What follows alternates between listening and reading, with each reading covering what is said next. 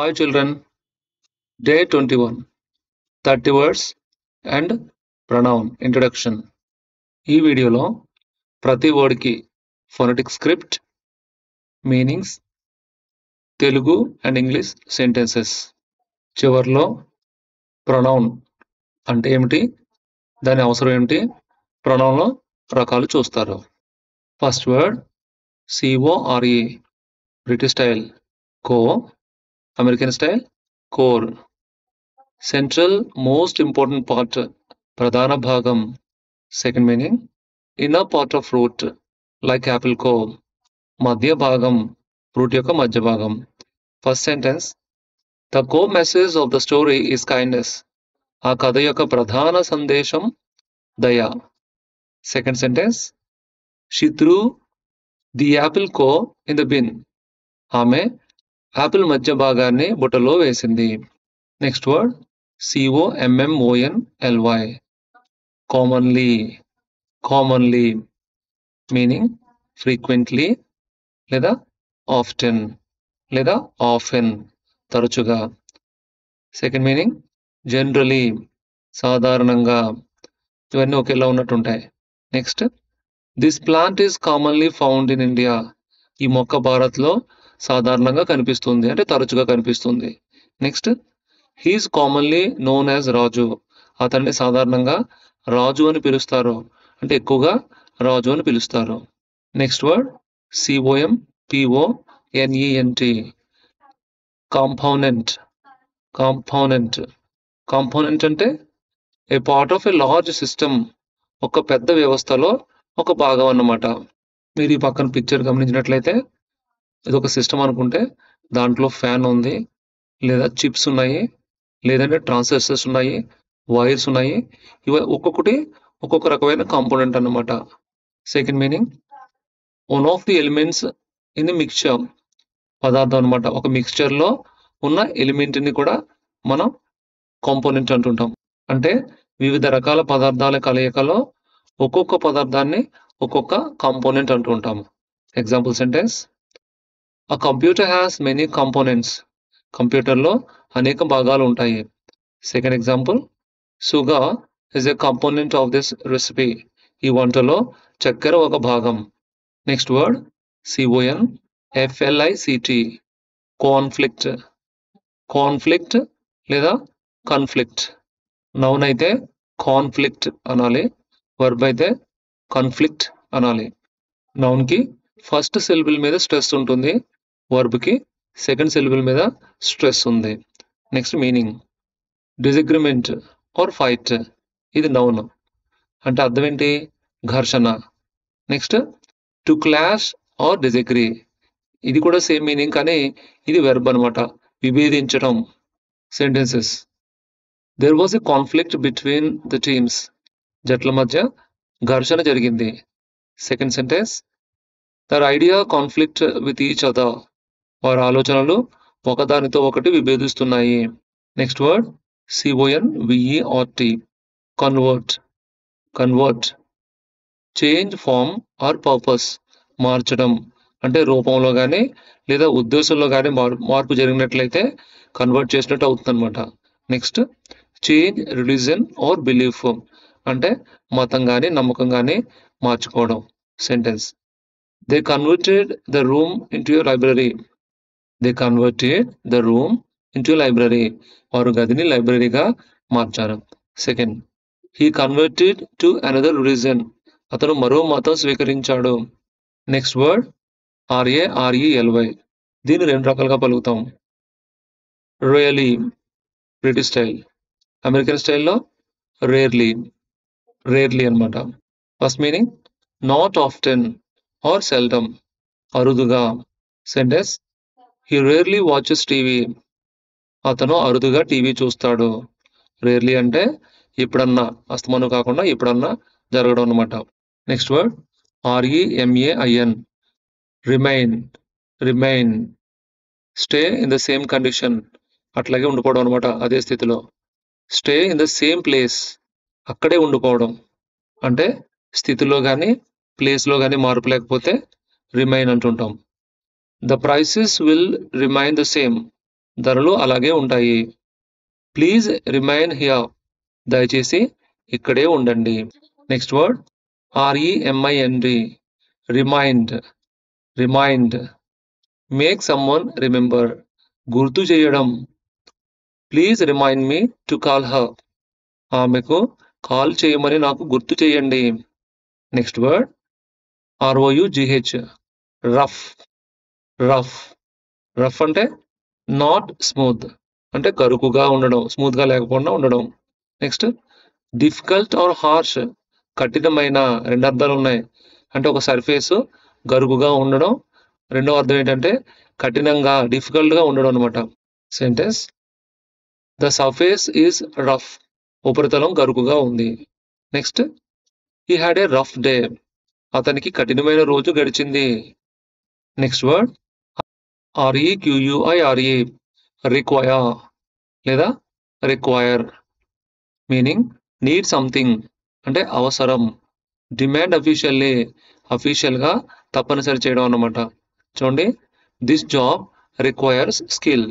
ఈ పని నైపుణ్యాన్ని అవసరం చేస్తుంది, అంటే ఈ పనికి నైపుణ్యం అవసరం. Next the rules require students to wear uniforms.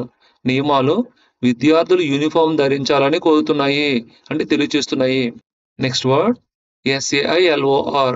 Sailor లేదా sailor. Person who works on a ship. నావికుడు. The sailor repair the boat. నావికుడు పడవను మరమ్మతు చేశాడు. Next word SCULPTURE. స్కల్ప్చర్ లేదా sculpture. Meaning art made by shaping stone, metal etcetera. శిల్పం అన్నమాట.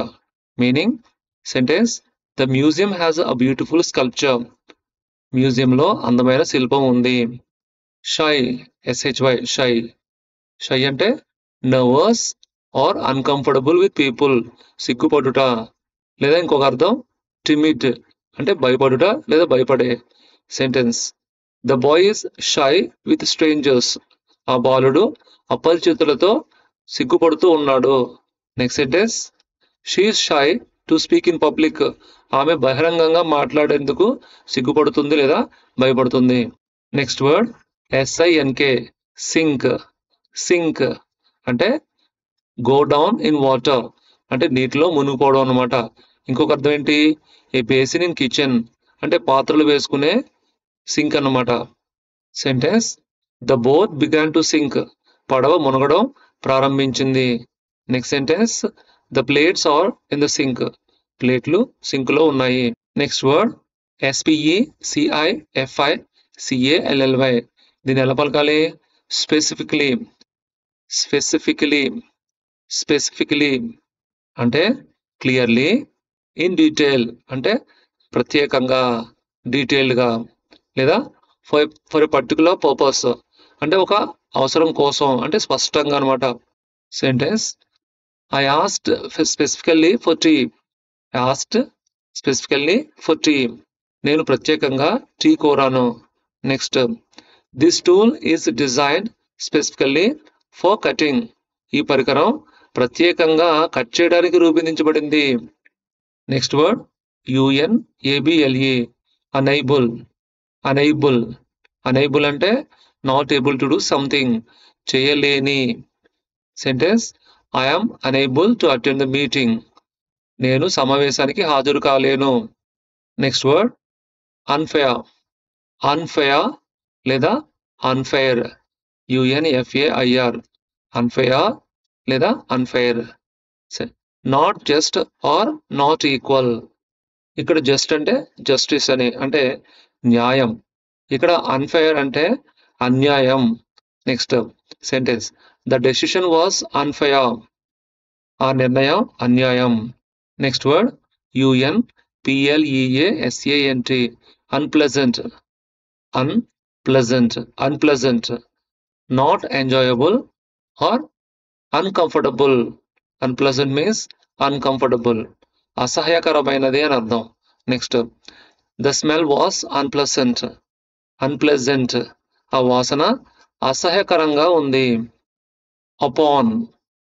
Upon అంటే ఆన్ మీద, లేదా ఆఫ్టర్ ఇమ్మీడియట్లీ వెంటనే. రెండు అర్థాలు ఉన్నాయి. ఒకటి ఆన్, రెండు after immediately. First sentence he plays the book upon the table. అతను పుస్తకాన్ని టేబుల్ మీద పెట్టాడు. Second sentence upon hearing the news she cried. వార్త విన్న వెంటనే ఆమె ఏడ్చింది. నెక్స్ట్ వర్డ్ యుఎస్ఈడి, యూజ్డ్ అంటే అర్థం ఆల్రెడీ యూటిలైజ్డ్, వాడిన. అదే యూజ్డ్ కి టు పెట్టినట్లయితే యూజ్ టు. ఇది పాస్ట్ హ్యాబిట్ ని తెలియజేస్తుంది. అంటే ఒకప్పుడు తరచుగా చేసిన వాటిని తెలియజేయడానికి వాడుతుంటాము. అంటే ఇప్పుడు చేయట్లేదని అర్థం. Sentence this is a used car. ఇది వాడిన car. Second sentence I use to play cricket. నేను చిన్నప్పుడు క్రికెట్ ఆడేవాడు, అంటే ఒకప్పుడు క్రికెట్ ఆడేవాడిని, ఇప్పుడు ఆడట్లేదని అర్థం. Next టిహెచ్ఏటి, that. దాట్ అంటే ఇది ఒక అది అని అర్థం. అంటే ఇది ఒక డెమాన్స్ట్రేటివ్ డిటర్మినర్ అన్నమాట. అయితే వేరే అర్థం ఏంటంటే కంజంక్షన్ గా కూడా వాడుతుంటాం. ఇక్కడ దట్ అన్నప్పుడు అని అని వస్తుంది. I know that you came. నువ్వు వచ్చావని నాకు తెలుసు. Example sentence that car is expensive. ఆ కారు ఖరీదైనది. ఇక్కడ దాట్ కార్ అంటే ఆ దూరంగా ఉన్న కారు అని అర్థం. దగ్గరగా ఉంటే దిస్ కార్ అంటుంటాం. Second sentence I know that you tried. నువ్వు ప్రయత్నించావని నాకు తెలుసు. ఇక్కడ దట్ అంటే అని. Next word T H E I R S, theirs. R పలికితే దేర్స్, ఆర్ పలకపోతే there's.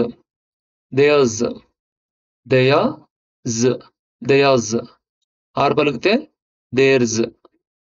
Example meaning belonging to them అంటే వారిది. Sentence the house is theirs అంటే ఇల్లు వారిది. టిహెచ్ఈఎంఈ, థీమ్ అంటే మెయిన్ ఐడియా, అంటే ప్రధాన అంశం అని అర్థం. Subject of art or book etcetera, ఇక్కడ కూడా అంశం అని అర్థం. అంటే ఒక చిత్రకళ లేదా ఒక పుస్తకము దేనిని ప్రధాన అంశంగా తీసుకుంటుంది అనేదే థీమ్ అనమాట. Example sentence the theme of the story is love. కథ యొక్క అంశం ప్రేమ, అంటే ప్రధాన అంశం. Next another sentence the party had a blue theme. పార్టీకి నీలం థీమ్ ఉంది. అంటే పార్టీ మొత్తంలో నీలం రంగు ఎక్కువగా ఉపయోగించారు అన్నమాట. Next word T H E R E F O R E, therefore.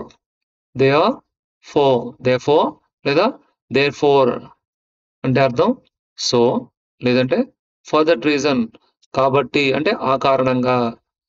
He was sick, therefore he stayed home. అతను అనారోగ్యంతో ఉన్నాడు, ఆ కారణంగా అతను ఇంట్లో ఉండిపోయాడు. నెక్స్ట్ టిహెచ్ఓయుజిహెచ్, దో. దౌ లేదా దో అంటే బ్రిటిష్ స్టైల్లో దౌ, అమెరికన్ స్టైల్లో దో. అర్థం ఆల్దో అంటే అయినప్పటికీ, లేదంటే ఇంకో అర్థం హవెవర్. ఇది ఎండ్ యూజ్ లో వాడతాం, అంటే అయినప్పటికీ అని అర్థం వస్తుంది. ఒకసారి సెంటెన్స్ చూద్దాం. First sentence though it rained we played. వర్షం పడ్డా మేము ఆడాము. Next sentence it was hot though. అది కష్టంగా ఉంది అయినప్పటికీ. Next word W A R M, warm. Warm లేదా వార్మ్, ఆర్ పలుకుతాం అనమాట అమెరికన్ స్టైల్లో. స్లైట్లీ హాట్ అంటే కొంచెం వెచ్చగా ఉందని. ఫ్రెండ్లీ స్నేహపూర్వకంగా, రెండు అర్థాలు ఉన్నాయి. First sentence the water is warm. నీరు వెచ్చగా ఉంది. Second she gave me a warm welcome. ఆమె నన్ను స్నేహపూర్వకంగా స్వాగతం పలికింది. Next word W A R N, warn. Warn, R పలికినట్లయితే warn. Meaning to alert about danger అంటే హెచ్చరించడం. వార్న్ అంటే హెచ్చరించడం. He warn me about the storm. అతను తుఫాను గురించి నన్ను హెచ్చరించాడు. Next word W A V E, wave. Wave అంటే హ్యాండ్ మూమెంట్ టు గ్రీట్, చేతితో ఊపడం అనమాట. పిక్చర్ లో చూడొచ్చు మీరు. నెక్స్ట్ మూవింగ్ వాటర్ అంటే అలలు, అల కూడా వేవ్ అంటుంటాము. She waved at me. ఆమె నాకు చేతిని ఊపింది. Second sentence the waves were strong. అలలు బలంగా ఉన్నాయి. Next word W H A T E V E R, whatever. Whatever లేదా whatever. Anything at all, ఏదైనప్పటికీ, ఏదైనా. నో మ్యాటర్ వాట్, ఎలాగైనా. సెంటెన్స్ చూడండి. Choose whatever you like first meaning అనమాట. నీకు నచ్చినది ఏదైనా ఎంచుకో. Next whatever happens stay calm. ఏమి జరిగినా సరే ప్రశాంతంగా ఉండు. నెక్స్ట్ WHENEVER వెనెవర్ లేదా వెనెవర్. ఎట్ ఎనీ టైమ్ ఎప్పుడైనా. ఎవ్రీ టైమ్ దట్ ఎప్పుడైనా. సెంటెన్సెస్ అర్థమవుతాయి చూడండి. Call me whenever you need help. నీకు సహాయం కావాలంటే ఎప్పుడైనా నన్ను కాల్ చెయ్యి. Second sentence whenever I see him I smile. అతన్ని చూసినప్పుడల్లా నేను నవ్వుతాను. అంటే ప్రతిసారి కూడా. 30 వర్డ్స్ అయిపోయినాయండి. ఇప్పుడు గ్రామర్ చూద్దాం. ఇక్కడ ఈ పారాగ్రాఫ్ చూడండి. Ravi forgot Ravi's bag at Ravi's house. So Ravi wants to call Ravi's mother to bring Ravi's bag. మీరు ఈ సెంటెన్స్ ఈ పారాగ్రాఫ్ మీరు చూసినట్లయితే మీకు ఏమైనా ఆక్వర్డ్ అనిపించిందా, అంటే డిఫరెంట్ గా అనిపించిందా? ఈ పేరాలో ఫస్ట్ వర్డ్ రవి, ఇది న్యాచురల్ గానే ఉంది. ఇక మిగతా చోట్ల రవీస్ లేదా రవి అని ఉన్నాయి. ఇవి చూడండి, ఇవి న్యాచురల్ గా అనిపించట్లేదు. ఎందుకంటే రవి అనే పదాన్ని మళ్ళీ మళ్ళీ రిపీట్ చేసి రాయడం వల్ల ఏం జరిగింది, చాలా డిఫరెంట్ గా, అంతగా బాగాలేదు. మరి ఈ పేరాని మనం ఇలా రాస్తే బాగుంటుంది. Ravi forgot his bag at his house, so he wants to call his mother to bring his bag. మీరు గమనించండి, రవి అపాస్ట్రోఫీ ఎస్ ఉన్న చోట హిజ్ అని రాసాము. అలాగే రవి అన్న చోట అంటే సెకండ్ సెంటెన్స్ లో హీ అని మార్చాము. అంటే ఏం చేసాం మనం, నేమ్ కు బదులుగా అంటే రవి అనే పేరుకు బదులుగా హిజ్ లేదా హీ అని మార్చడం జరిగింది. మరి వీటిని ఏమని పిలుస్తాము? హీ గాని హిజ్ గాని వీటిని ఏమని పిలుస్తాము? వీటిని ప్రొనౌన్స్ అని పిలుస్తాము. సో ప్రొనౌన్స్ అంటే ఏంటంటే a pronoun is a word used instead of a noun. ప్రతిసారి నౌన్ వాడలేం కాబట్టి నౌన్ కి బదులుగా ప్రొనౌన్ ని వాడుతుంటాము. ఇక్కడ 2 ప్రొనౌన్స్ చూసారు మీరు, హీ హిజ్. ఇవే కాకుండా ప్రొనౌన్స్ చాలానే ఉంటాయి. ఇప్పుడు ప్రొనౌన్స్ లో రకాలు బ్రీఫ్ గా చూద్దాము, తర్వాత వీడియోస్ లో డీటెయిల్ గా చూద్దాం. ఫస్ట్ చూడండి, మీరు గమనించండి. ఫస్ట్ పర్సనల్ ప్రొనౌన్స్ అంటే ఇది, వీటిలో సబ్జెక్ట్ ప్రొనౌన్స్ ఎలా ఉంటాయంటే I you he she it we they. Next personal pronouns లోనే ఆబ్జెక్టివ్ టైపు అంటే సెంటెన్స్ యొక్క చివరిలో వస్తుంటాయి అనమాట, ఆబ్జెక్ట్ ప్లేస్ లో వస్తుంటాయి. Me, you, him, her, it, us, them. అలాగే థర్డ్ వన్ పసెసివ్ ప్రొనౌన్స్. ఇవి ఎలా ఉంటాయి, మైన్, యువర్స్, హిస్ అలా. Next fourth one reflexive pronouns, myself, yourself, himself ఇలా. Next fifth one emphatic pronouns, myself, himself. అంటే వీటి మధ్యన తేడా మన తర్వాత చూద్దాం. Next demonstrative pronouns, this, that, these, those. అంటే ఇక్కడ అక్కడ, ఇవి అవి అని, ఇది అది, ఇవి అవి అని. Next interrogative pronouns, who, whom, whose ఇలా. Next relative pronouns, who, whom, whose ఇలా. Next indefinite pronouns, someone, anything, few. Next reciprocal pronouns, each other, one another. Next distributive pronouns, each, either, neither. ఇవన్నీ ఏంటి అంటే detail గా తెలుసుకోవాలంటే మనకి time సరిపోవట్లేదు కాబట్టి నెక్స్ట్ రాబోయే వీడియోస్ లో వీటన్నిటి గురించి కూడా మనం తెలుసుకుందాం.